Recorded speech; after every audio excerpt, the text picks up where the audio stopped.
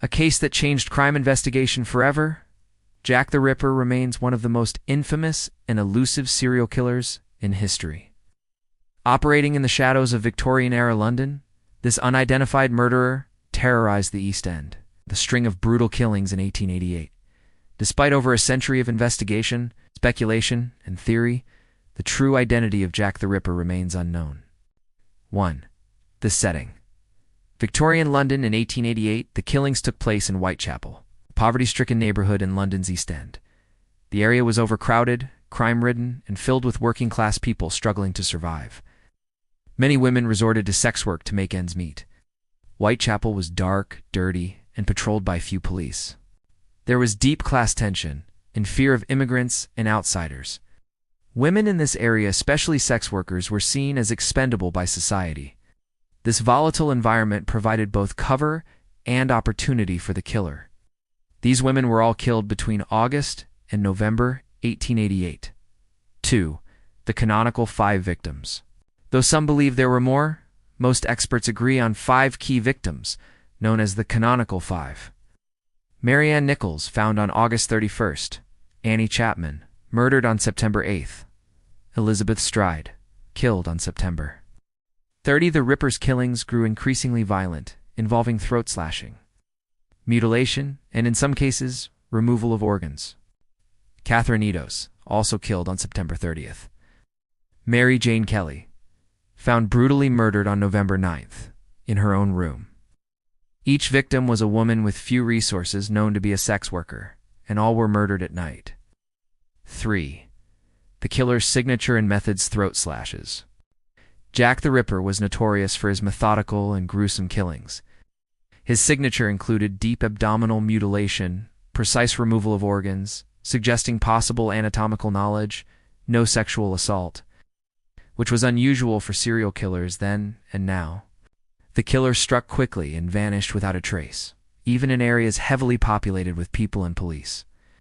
His ability to escape detection added to his legend. 4.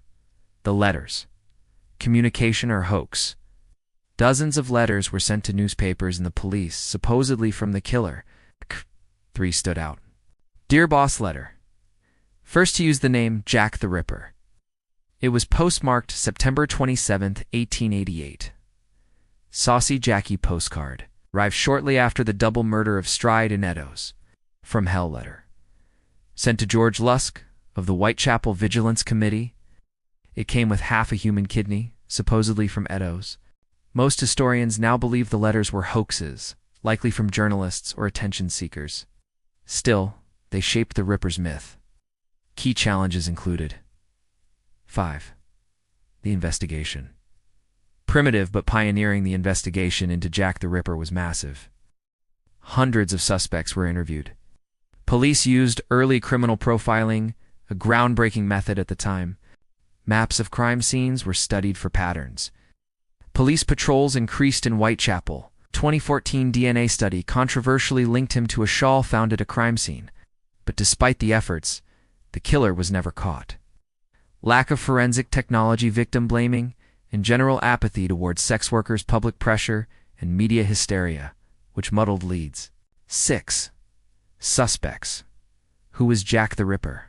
Over the decades, more than 100 suspects have been proposed, including Montague John Druitt, a barrister who committed suicide soon after the last murder. Aaron Kosminski, a Polish Jewish immigrant and asylum patient.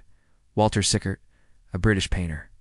Author Patricia Cornwell accused him in her 2002 book, Prince Albert Victor, Queen Victoria's grandson. Part of elaborate royal conspiracy theories, mostly debunked. Despite all the theories, no conclusive evidence has ever identified the killer. 7. Cultural impact and legacy. Jack the Ripper's legend endures because he was never caught, leaving the story open-ended. Thousands of people continue to investigate the Ripper's identity, debating evidence and exploring new leads using modern forensic tools. The murders were gruesome and shocking, even by today's standards. He emerged during a time of mass media, making him one of the first celebrity criminals. Countless books, films, shows, and even tours have been based on the case.